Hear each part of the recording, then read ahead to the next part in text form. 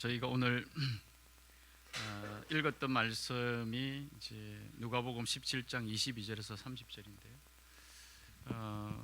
그 전체적인 내용의 말씀은 이제 그 종말 마지막 때 이것과 연관되어 있는 말씀처럼 들립니다. 이런 부분들을 잘 염두에 두시면서 오늘 말씀을 함께 깨닫게 되고 또 깨닫게 된 말씀들을 우리의 삶에서 어떻게 실천해 나가야 될지 귀한 은혜가 있게 되시기를 바랍니다. 여러분 뭐 별로 관심이 없으시겠지만 종강을 했거든요. 제가 종강을 하고 이제 책 중에 요즘 읽고 있는 이제 여러 책 중에 뭐 여러 이렇게 얘기하니까 오해는 마십시오. 내가 많이 읽고 있다는 뜻은 아니고 노력은 하고 있는데 하여튼 그 책 중에 여러분도 아마 보신 분도 계실 거라고 생각되는데 거인의 노트라는 이제 책이 있습니다. 이 책은 이제 우리나라 1호 기록학자다 이렇게 알려진 김익한 교수가 쓴 책입니다. 기록이 참 중요하다. 사람들이 대단한 것만 기록하지만 기록하는 것 같은데 그렇지 않다. 매일매일 나를 남기는 일이 기록이다. 매일에 내 자신의 기록이 쌓이면 우리는 그 위에서 더 멀리 보고 더 깊이 생각할 수 있다. 이것은 마치 거인의 어깨에 올라탄 난쟁이처럼 뭐 그렇다. 이런 내용들을 가지고 이제 이 책이 이제 우리들에게 이 메모하는 것, 그래서 기록으로 남긴다는 것에 대한 그런 내용들을 도전해주고 있습니다. 메모하는 것을, 기록하는 것을 어려워하는 사람들에게 이 저자는 용기를 주고 쉽게 실천할 수 있도록 하기 위해 책을 썼다라고 말합니다. 그래서 저도 이번 방학부터 좀 더 방학부터라는 말이 좀 그러긴 한데 조금 더 이제 분발해서 저도 좀 더 분발해서 잘 정리된 어떤 방식, 이 방식으로 메모하고 그 메모들을 기록으로 남겨보려고 하는 이것을 좀 더 구체적으로 실천해야 되겠다 이런 생각을 해보게 됩니다. 하지만 제가 제일 잘 해보고 싶은데 잘 안 되는 것 중에 하나가 바로 이 메모하고 이 메모들을 기록으로 남기는 것 같습니다. 저는 유학 때도 그랬는데 제 방이 막 이렇게 난장방처럼 되어 있어서 이제 우리 같이 공부하시는 분이 제 방을 이렇게 방문하면 들어오는 입구부터 제가 스톱 이렇게 얘기를 합니다. 그 밟지 마시고 그 밟으면 안 되고 뭐 이렇게 이제 나는 이렇게 어디에 뭐가 있는지 알지만 자료들이 막 이렇게 쌓여 있어서 저는 이 방식으로 내가 이제 메모하고 또 기록으로 남기는 것이 적절하다 이렇게 생각했는지는 모르겠습니다만 좀 시간이 지나니까 이렇게 산발적으로 흩어져 있는 것들을 이렇게 모아서 나름대로 체계화하는 이런 부분들에 있어서는 조금 더 제가 노력해야 되겠다 이런 생각을 하고 있거든요. 그러다 보니까 이런 책들이 저에게는 다시 한 번 더 많은 도전을 주게 되어지는 것 같습니다. 왜 사람들이 요즘 이토록 자신들이 했던 일에 대해서 또는 자신들이 보낸 하루나 또 하루의 일상에 대해서 메모하고 기록으로 남기려 할까? 왜 이런 강의나 책들을 주의 깊게 들으려고 하고 또 보려고 하는 걸까? 왜 이렇게 메모와 기록에 관심이 많아진 것일까? 제가 나름대로 생각을 해보니까 먼저는 예전보다 우리들의 활동 반경이 다양해지고 좀 더 복잡해지지 않았는가 이런 생각을 해봅니다.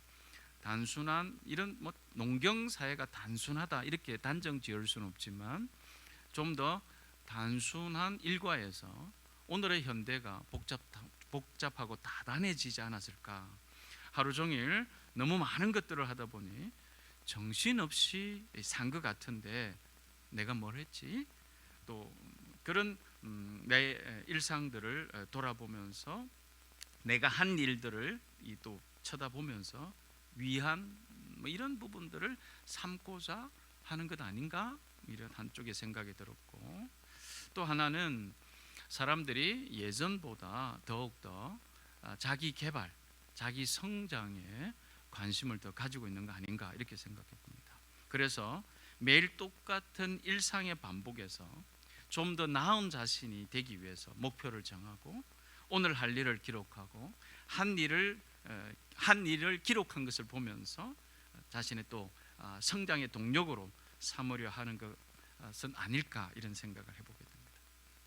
좀 전에 말씀드린 거인의 노트라는 이 책의 저자도 이런 말을 하는데요.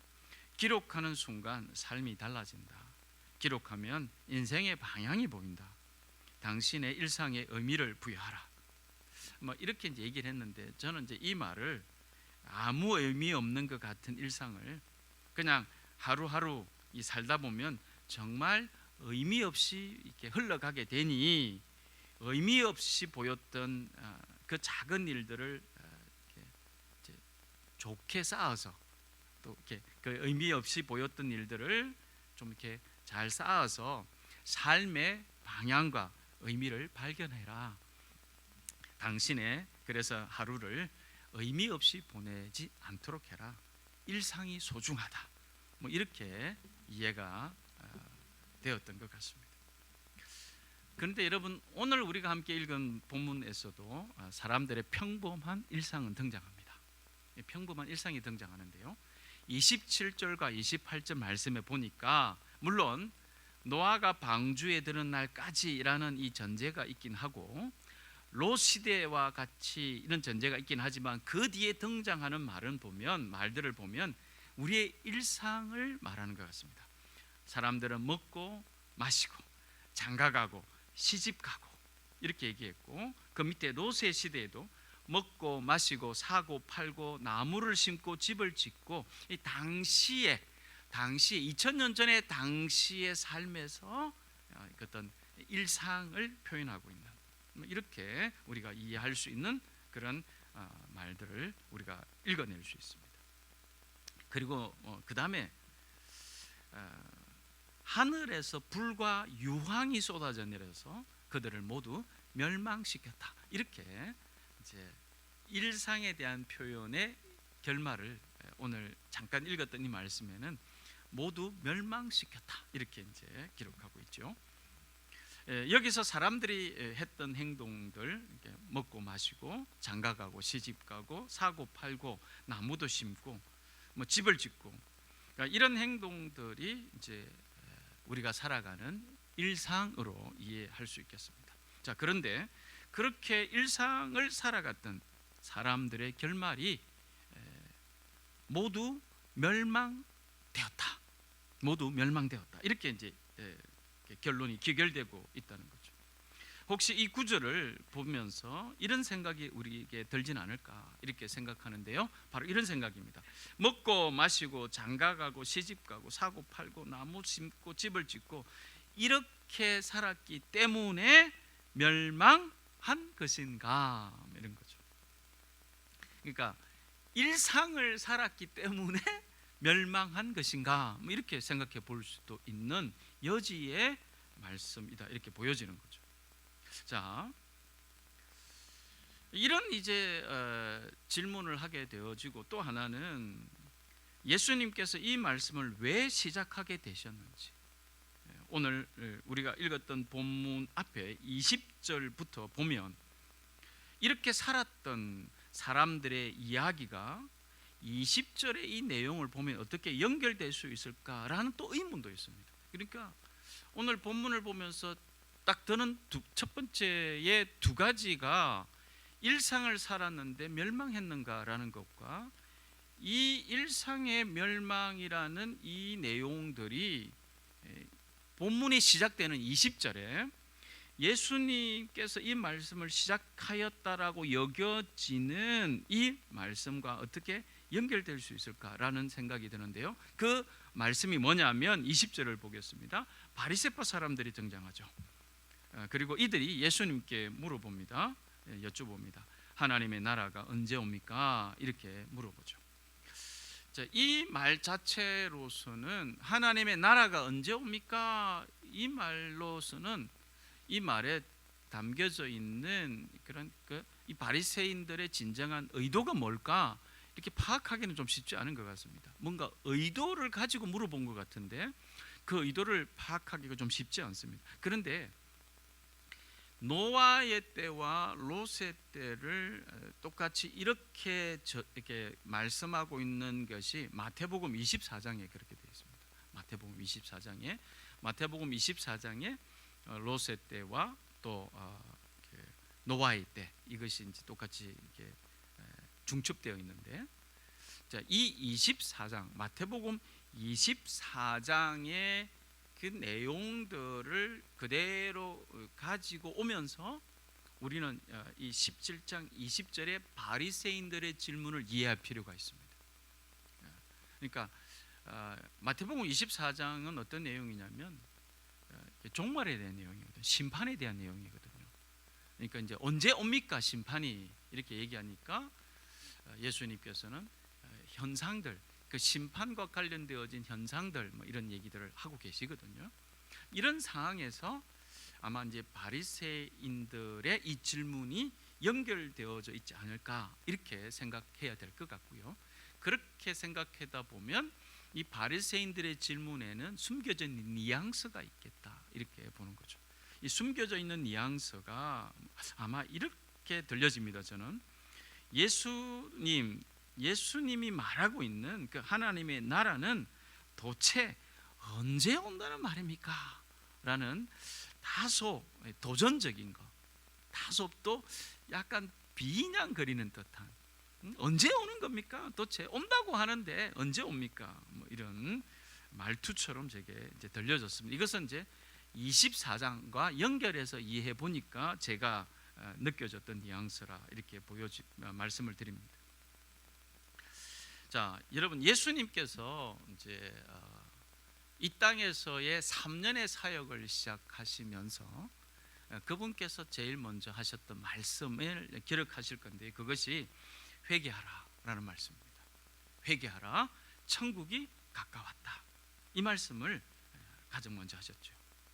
뿐만 아니라 예수님께서 우리가 흔히 말하는 공생애다, 그러니까 사복음서의 삶, 이걸 이제 공생애다 이렇게도 얘기하는데 3년 정도 됐거든요. 예수님께서 이 땅에서 본격적으로 복음을 전하시면서 사역을 하셨던 기간이 3년 이렇게 이제 우리가 알고 있습니다. 이 3년의 기간 동안에 예수께서 가장 중요하게 가르치셨던 주제가 뭐냐면 바로 하나님의 나라라는 주제였습니다.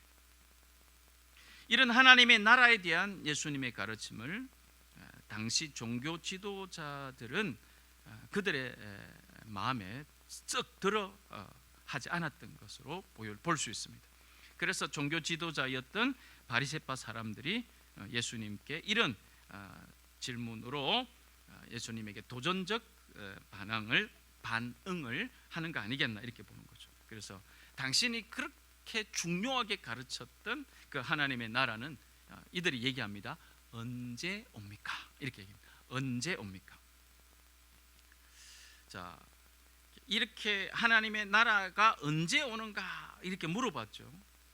그렇다면 예수님께서도 이 언제라는 이 물음의 답을 언제라는 때로 말씀해 주셔야 되는데 이렇게 말씀하고 계시지 않죠. 예수님의 답은 이 언제라는 때와는 전혀 다르게 이렇게 얘기하십니다. 하나님의 나라는 너희 가운데 있다 이렇게 얘기하고 있습니다. 언제 오느냐의 질문에 하나님의 나라는 이미 너희 가운데 있다, 임하여 있다 뭐 이렇게 얘기하시는 거죠. 그러면서 이어서 제자들에게 말씀하시는데요. 너희가 인자들의 날들 가운데서 단 하루라도 보고 싶어 할 때가 오겠으나 못 볼 것이다.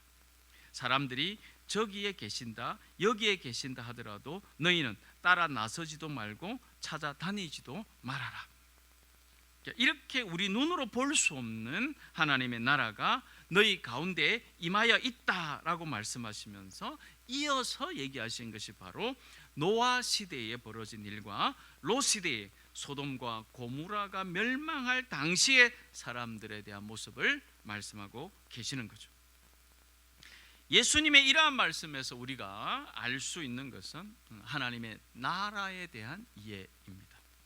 자, 바리새파 사람들의 질문에서도 그렇고 제가 조금 전에 언급했던 마태복음 24장에서의 언급도 그렇습니다.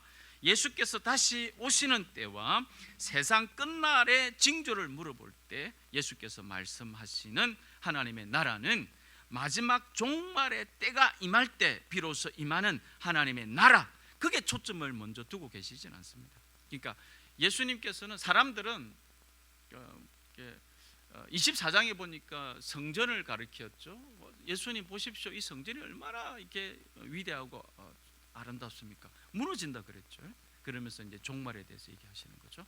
그래서 예수님의 24장에서의 종말은 언제 이렇게 얘기하면 그때 이것을 말씀하시는 것처럼 보이는 것은 사실입니다. 그런데 주님은 그 때가 이때이니 이때를 대비하라 이렇게는 가르치고 계시지 않습니다. 그러니까 이때가 그때다 한 날을 한 번도 말씀하신 적이 없으십니다.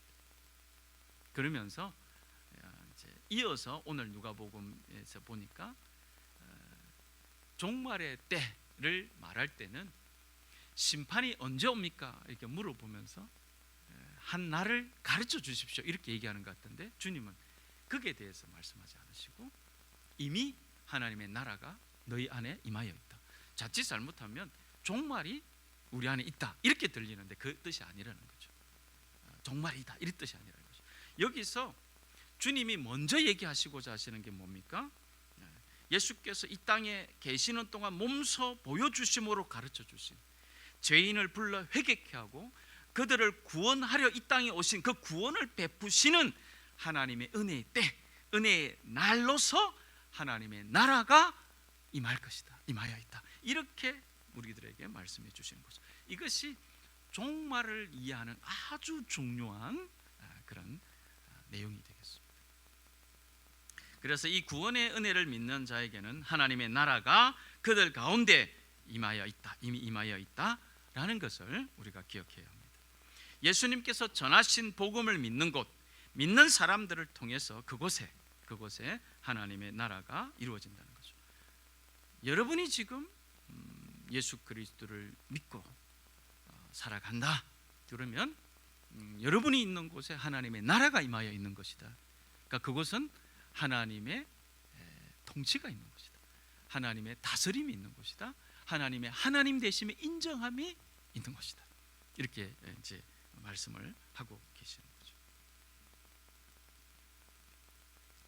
자, 그렇기 때문에 당시 유대인들, 특히 종교 지도자들과 제자들까지 궁금했던 것처럼 하나님의 나라는 특별한 날에 특별한 사건으로 이루어진다 이렇게 고정적으로 볼 것이 아니라 그 나라를 실제로 믿는 이들을 통해 나타난다 이렇게 우리들이 이해해야 되겠습니다.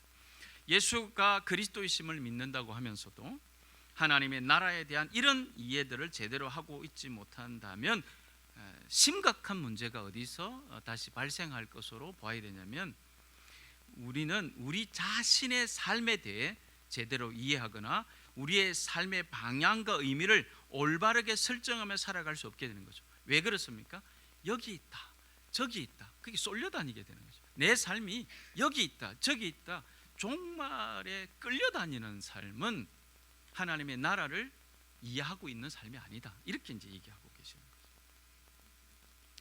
자, 설교 서두에 말씀드린 것처럼 아무리 자신의 일상에 우리 일상에 의미를 부여하고자 메모하고 기록하며 살면서 어제보다 나은 오늘의 내 삶을 꿈꾸고 그렇게 성장하는 것을 굉장히 중요하게 생각하며 살아간다고 할지라도 저는 그 삶에 하나님 나라에 대한 그 일상에 하나님 나라에 대한 다른 이해가 없다면 성장을 꿈꾸는 삶도 메모와 기록으로 체계화되어져서 하루하루를 살아가는 그런 삶에도 의미와 방향 설정이 결국 잘못되어서 기결될 수 있다 이렇게 생각합니다.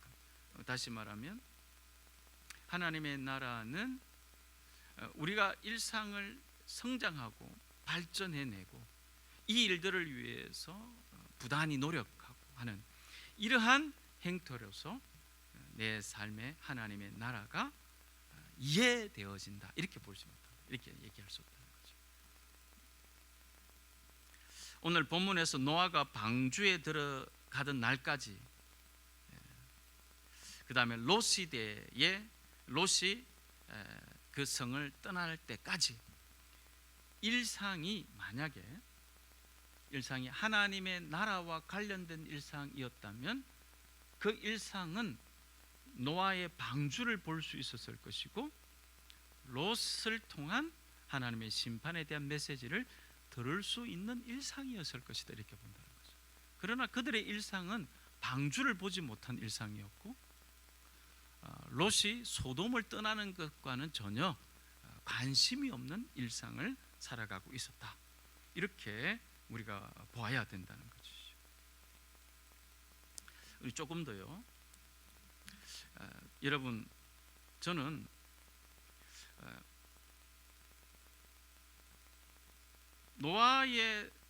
노아가 방주에 들어가던 날까지 이 사람들의 일상, 롯 시대의 소돔과 고모라에서 사람들의 일상이 멸망으로 귀결되었다는 것이 그들이 먹고 마시고 장가가고 시집가고 집을 짓고 나무를 심고 살고 팔았던, 그러니까 그 일상 자체가 악한 것이 아니라 그들이 일상을 악하게 살았기 때문이다, 이렇게 보아야 된다는 거죠. 여러분, 우리의 일상이 악한 게 아닙니다. 일상을 악하게 살고 있기 때문에 문제가 된다, 이렇게 보는 거죠. 조금 더 볼까요? 홍수 이전 시대의 사람들은 홍수가 나서 그들을 모두 휩쓸어 가기까지 아무도 그것을 알지 못했다 그랬죠. 그래서 창세기 6장에는 그 일상에 대해서 뭐라고 얘기했냐면 사람의 죄악이 세상에 가득 차고 마음에 생각하는 모든 계획이 언제나 악했다. 그래서 하나님께서는 땅 위에 사람 지으셨음을 마음 아파하셨다, 이렇게 기록하고 있습니다. 롯의 때는 어땠습니까? 이렇게 얘기했죠. 소돔과 고모라에서 들려오는 저 울부짖는 소리가 너무 크다. 그 안에서 사람들이 엄청난 죄를 저지르고 있다, 이렇게 얘기하고 있다는 거죠. 자, 평범한 일상을 살아가고 있는 것처럼 보이지만 그들의 마음에는 죄악이 가득했고 악한 것을 계획하고 엄청난 죄를 저지르며 살았기 때문에 그들의 일상이 멸망으로 귀결되고 있다, 이렇게 우리가 이해해야 되는 거죠. 자, 무엇이 그들의 일상을 이렇게 악하게 했던 것입니까? 무엇이 그들의 일상을 이렇게 악하게 했던 거죠? 여러분, 성경은 뭐라고 말합니까? 그들의 마음에 하나님이 없었기 때문입니다.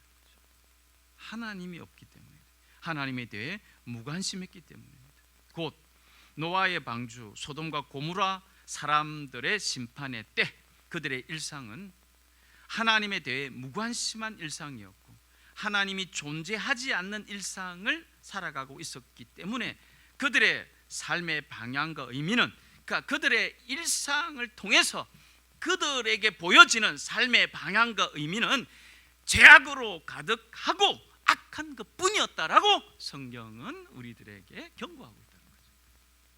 성경이 삶을 이렇게 해석하고 있다는 거죠. 우리들에게 너희는 어떤가 이렇게 물어보는 것 같다는 거죠. 너희들의 일상은 어떤가 이렇게 물어보다는 거죠. 하나님이 없는 삶은 그들이 무슨 일을 하든 그것이 무슨 일이든 하나님 앞에 용납될 수 없는 거죠. 그러니까 하나님이 그것을 받아들일 수 없는 것이 수밖에 없는 거죠. 하나님이 받아들일 수 없는 그 일상의 삶을 어떻게 표현하느냐, 그들의 마음이 원하는 대로 행하고 또 제가 요구하는 유혹들을 뿌리치지 못하는 그런 일상을 살아가는 것, 이렇게 우리들에게 얘기해 주고 있는 거죠. 저는 자기를 위한 삶의 일상, 자기 만족을 위해 살아가는 삶, 이것 자체가 나쁘다 이렇게 생각하지 않습니다. 여러분, 하나님은 우리가 삶에 만족을 누리며 사는 것을 기뻐하지 않으신다, 나는 이렇게 생각하지 않습니다. 내 삶을 기뻐하는 것도 하나님이 기뻐하시는 것이다 이렇게 생각합니다. 그런데 이것을 생각하지 않는다는 거죠. 내가 내 일상의 기쁨을 누리고 만족하게 생각하는 것이 하나님이 창조하신 창조의 뜻 안에 내 인생, 내가 내 삶에 기뻐하고 만족해 하는 것인가? 이런 질문과 함께 그것은 반드시 하나님의 창조의 선하신 뜻을 이루고 있음으로서의 자기 만족과 기쁨이 될 거라는 거죠. 이건 대단히 중요한 접근이라고 보는데요. 제가 하나님의 창조 안에서 내 삶의 만족, 기쁨은 여러분 어떻게 다른 겁니까? 어떻게 다른 겁니까? 이것이 여러분 어떻게 다른 겁니까? 제가 생각할 때는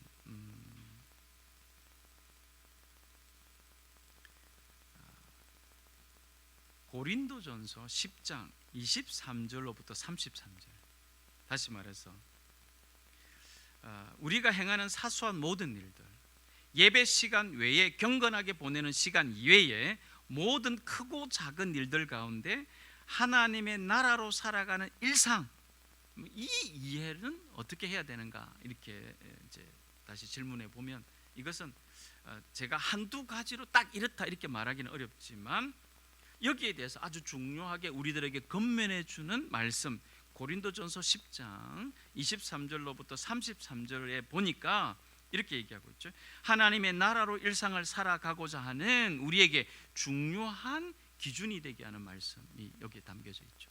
그래서 이것을 보면 우리의 일상이 자기 만족과 자기 기쁨이 하나님의 창조의 목적과 충돌되지 않는 창조의 목적을 이루어가는 그것으로서의 내 삶의 기쁨과 만족이 되어지는 것, 이렇게 이제 이해가 되어야 된다는 거죠. 그런 일상이어야 된다는 거죠. 자, 그러면 고린도전서 10장 23절로부터 33절이 무슨 말씀입니까? 자, 이런 거죠. 모든 것이 다 허용된다고 사람들은 말하지만 모든 것이 다 유익한 것은 아닙니다. 모든 것이 다 허용된다고 말하지만 모든 것이 다 덕을 세우는 것은 아닙니다. 아무도 자기의 유익을 추구하지 말고 남의 유익을 추구하십시오. 그러니까 내 만족과 기쁨이 자기에게서부터 독점된 형식은 무엇에 충돌한다는 거죠? 하나님의 창조의 뜻과 충돌하고 있다는 거죠. 그러니까 이 기쁨과 만족이 또 남의 유익을 추구하는 것으로 흘러가도록 해야 된다, 이렇게 얘기하고 있다는 거죠. 그러므로 여러분은 먹든지 마시든지 무슨 일을 하든지 모든 것을 하나님의 영광을 위하여 하십시오. 여러분은 유대 사람에게도 그리스 사람에게도 하나님의 교회에도 걸림돌이 되지 마십시오. 나도 모든 일을 모든 사람의 마음에 들게 하려고 했습니다.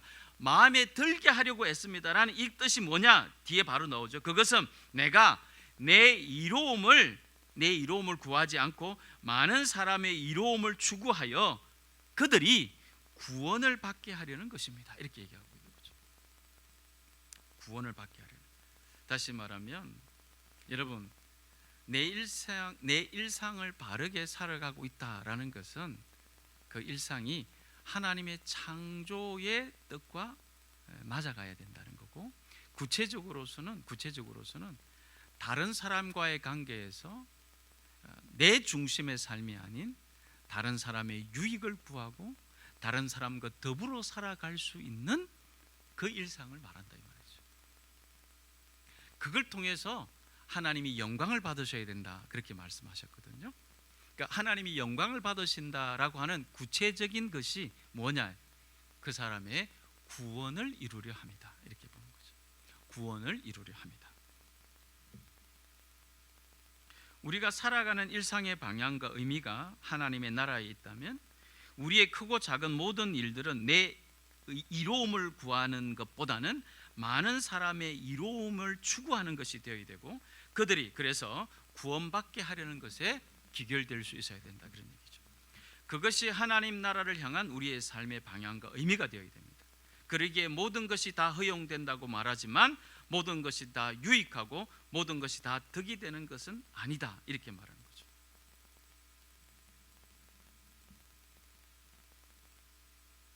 우리의 일상의 방향과 의미는 하나님의 나라에 있어야 합니다.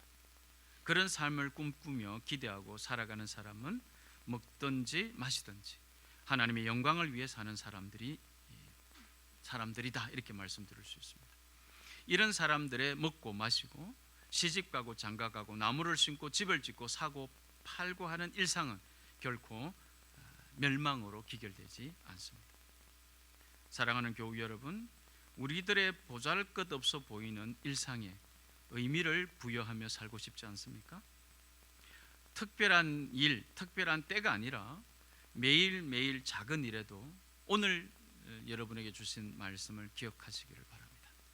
그래서 하나님의 나라로 살아내는 일상들이 쌓여갈 때 우리의 일상은 하나님의 나라를 이루어내고 그 나라에 능히 들어가게 되어지는 일상으로 기억되게 될 줄로 믿습니다. 그러한 귀한 삶을 살아가시기를 축복합니다. 기도하겠습니다.